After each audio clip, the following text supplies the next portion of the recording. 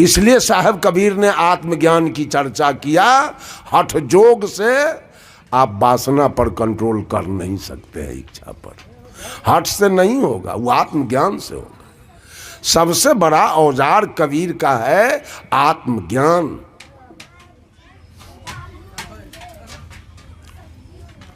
कहते हैं कोस करी है नगर कोतवलिया, जहां मांस फैलाए गिद्ध रखवरिया। कि शरीर हार मांस का बना हुआ है और इसका रखवार इच्छा वासना करे। लोग मंदिर दौड़ रहा है, मस्जिद जा रहा है, देवी देवता को मना रहा है। हमार बेटा ठीक हो जाए तो हम बकरी चढ़ा देंगे, खस्सी चढ़ाएंगे, पूजा करेंगे, फलाना करेंगे, ठेकान करेंगे। बीमारी का दुकान भगवान खोल के बैठा है क्या? टीबी उसके दुकान में बिकता है, दम्मा या कैंसर और डायबिटीज जो किसी के यहाँ भेज दिया। तू जाओ टीबी उसके यहाँ, और कैंसर जाओ उसके यहाँ, और दम्मा जाओ उसके यहाँ।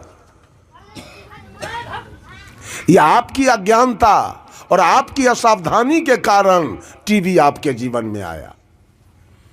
आपके अज्ञानता और असावधानी के कारण कैंसर आपके जीवन में आया, डायबिटीज आपके जीवन में आया, एड्स आपके जीवन में आया, और लकवा पोलियो आपके जीवन में आया। भगवान तो है ये नहीं है, वो बीमारी क्यों भेजेगा? आपका पूजा वो क्यों लेगा बीमारी ठीक करने के लिए?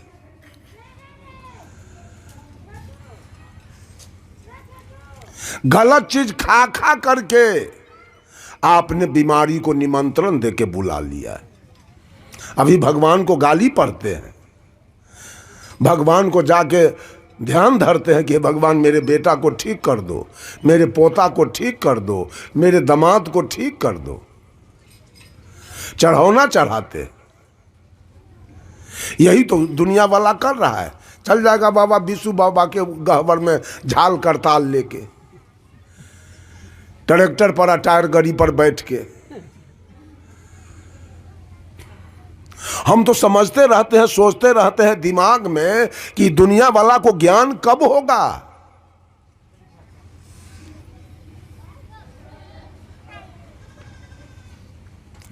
कोस करी है नगर कोतवलिया, मांस फैलाए गिद्ध रखवरिया। मांस का रखवार कभी गिद्ध नहीं होगा, वो खा जाएगा।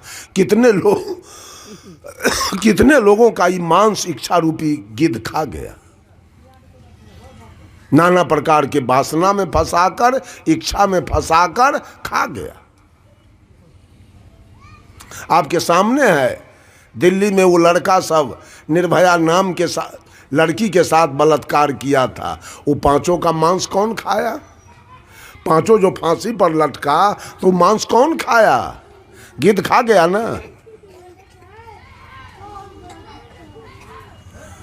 कोस करिए नगर कोतवलिया, मांस फैलाए गिद्ध रखवरिया। और दूसरे शब्दों में सदगुरु कबीर कहते हैं, मूस भय नाव मंजार करहरिया। मंजार माने होती है बिल्ली। अगर चूहा को नौका पर बैठा दिया जाए और बिल्ली के हाथ में पतवार दिया जाए, इनको पार कर दीजिए, बिल्ली चूहा को पार करेगा? ये दुनिया वाला, हिंदू हो या मुसलमान, सिख हो या ईसाई, औरत हो या मर्द, अपने जीवन रूपी नौका का पतवार किसके हाथ में दिया? उस लोभी के हाथ में। कहेगा ओम पवित्रो 151 रुपया रखू हिया।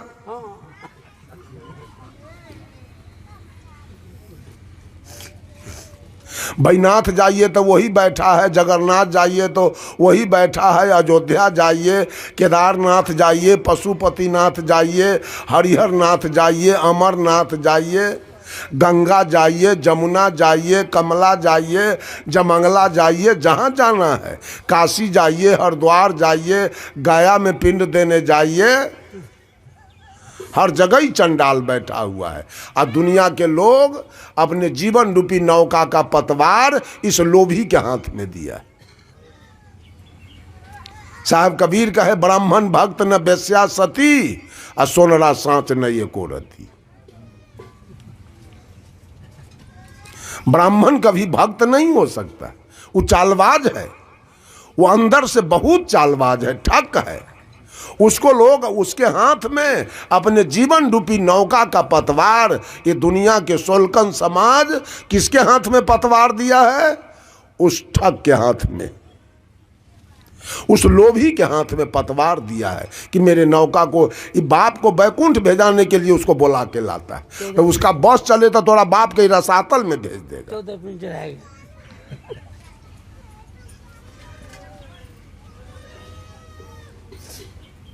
कच्चे ऐसे ऐसे गुरु लोग,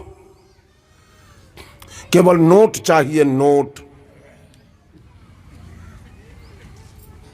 सटाबाजी करते हैं, साटा बनाते हैं। ये दुनिया को सतलोक भेजेंगे, अपने तो इनके लिए नरक बना हुआ है, और दुनिया को इस सतलोक भेजेंगे नोट लेकर।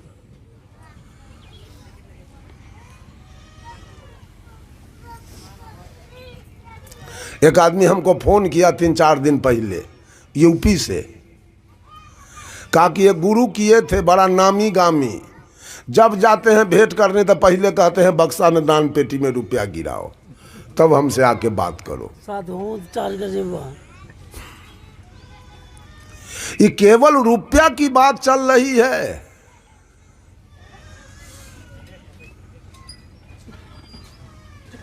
साहब कबीर कहते हैं मूस भय नाव मंजार कर हरिया, चूहा को बिल्ली कभी पार नहीं कर सकता है, वो एक झपट्टा में खा जाएगा।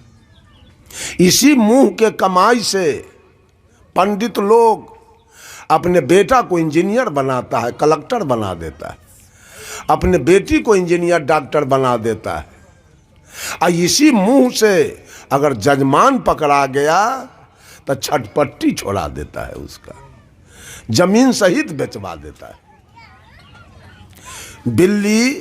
बिल्ली अपने बच्चे को मुंह से पकड़ ले तो पूरे गरैया घसकपुर से घूम के आ जाएगी बिल्ली, तो बच्चा के वो रों टेढ़ होगा। इतना इस्तेमाल से अपने बच्चे को पकड़ा है। अब वही मुंह से कहीं चूहा पकड़ा गया, छन्ने में छटपट्टी छोड़ा देगा इसका।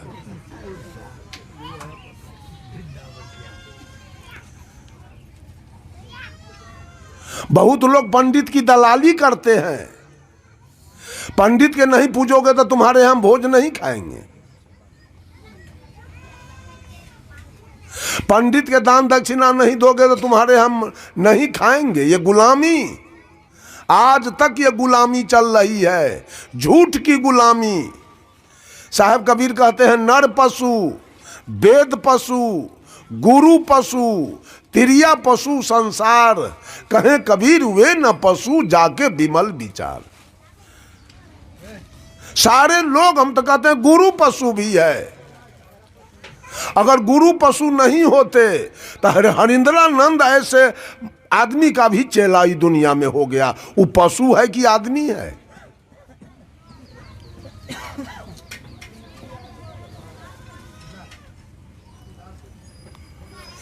गुरु के बात पर भी हम विश्वास नहीं करेंगे, गुरु के बात पर हम विचार करेंगे। सब गुरु नहीं है, वो सब गोरू है। गुरु नहीं है, गोरू है। गोरू केवल नोट ठगने वाला, पैसा लेने वाला,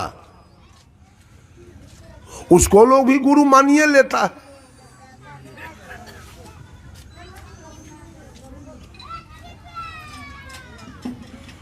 गुरु अगर नहीं मानता मानने वाला तो कबीर पंथ आज 12 दल में नहीं बट जाता। और सारे 12 गुरु का गुरु वही चल रहा है, 12 गुरु का गुरु वही चल रहा है। क्यों? चेला के मानने से। चेला बना है भेरी या गुरु बना गरेरी। गरेरी आगे आगे, भेरी पीछे पीछे।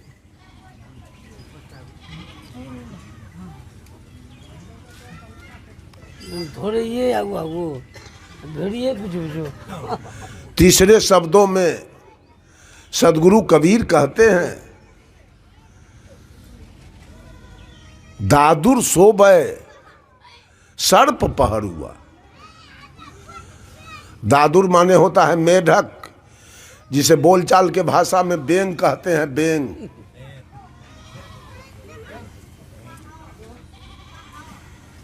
अगर बेंग को सुता दिया जाए, अधसर सांप के चौकीदारी दिया जाए। देखिए तो कबीर की वाणी कैसी कैसी है, क्या क्या बोलते हैं कि अधसर सांप मेढक के रखवारी करेगा। वही तो चल रहा है।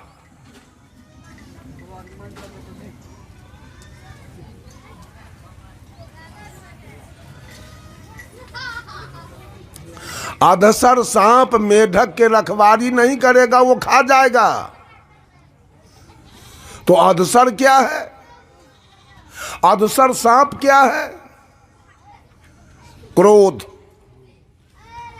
आप क्रोध में जीना चाहते हैं, आप लोभ में जीना चाहते हैं, और आप काम में जीना चाहते हैं।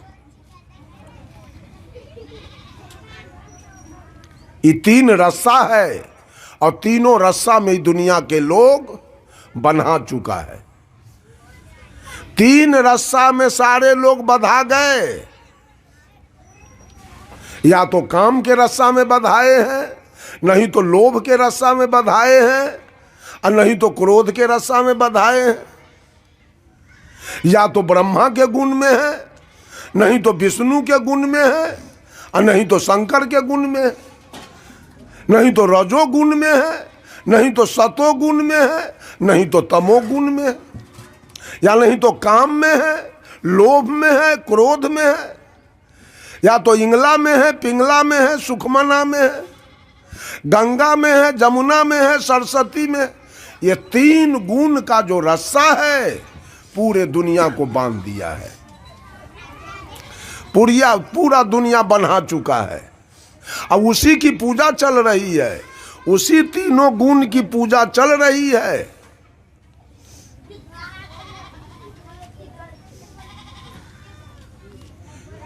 कबीर साहब बीजक में कहते हैं, चलहूं का टेढ़ो टेढ़ो टेढ़ो। तीन बार जयकार करने का मतलब, 3 बार साहेब बनगी करने का मतलब, ये दुनिया त्रिगुणात्मक है, 3 गुण से भरा हुआ है। पूरे लोग कामी हैं, क्रोधी हैं, लोभी हैं, और वो मुक्ति पाना चाहते हैं जल ढार के, अगरबत्ती बार के, गीत गा के, हारमोनियम बजा के, नाल बजा के, पैड बजा के, कुछ मंत्र का जाप करके, कुछ ध्यान करके वो मुक्ति पाना चाहते हैं। 3 गुण के रस्सा से बन्हायल पार कर जाएंगे। जब तक कि रस्सा नहीं कटेगा, और रस्सा काटने का औजार किसके पास है? इस विश्व में रस्सा काटने का औजार कौन लाया था? साधो सदगुरु भगति आनी, नारी एक पुरुष दुई जाया, बूझो पंडित ज्ञानी।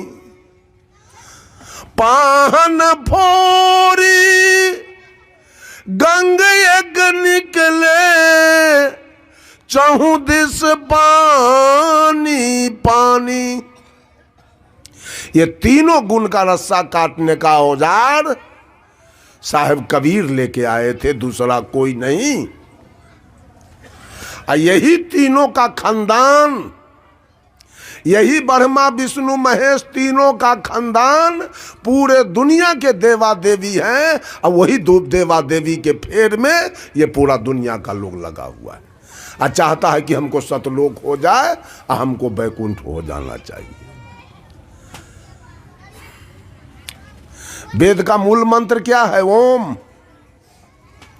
ओम में 5 मात्रा है, ओ जोड़ ऊ जोड़ म जोड़ अर्धचंद्र जोड़ बिंदु। अ ब्रह्मा ऊ विष्णु म महादेव अर्धचंद्र आद्या और बिंदु निरंजन। इसी के खानदान को पूजा करके हर पंथ वाला, this collection of famous is various matter contains the most authoritative record of Kabir. Teaching he teaching neither Nyaya nor Mimamsa, neither Jog nor Sankhya, but is based in original thinking of his own. Kabir का जो मुख्य ग्रंथ बीजक है, जो विभिन्न प्रकार के छंदों का संकलन है, वो न न्याय है, न जोग है, न मीमांसा है, न वैशेषिक है, वो कबीर के अपने चिंतन पर आधारित है। सब लोग वेद पुराण की बात पैंचा लेके करते हैं, रामायण की बात पैंचा लेके बोलते हैं, सुख सागर की बात बोलते हैं, श्रीमद् भागवत की बात बोलते हैं, गीता की बात बोलते हैं। कबीर अपने अनुभव की बात बोलते हैं, कबीर किसी से पैंचा नहीं लेते हैं।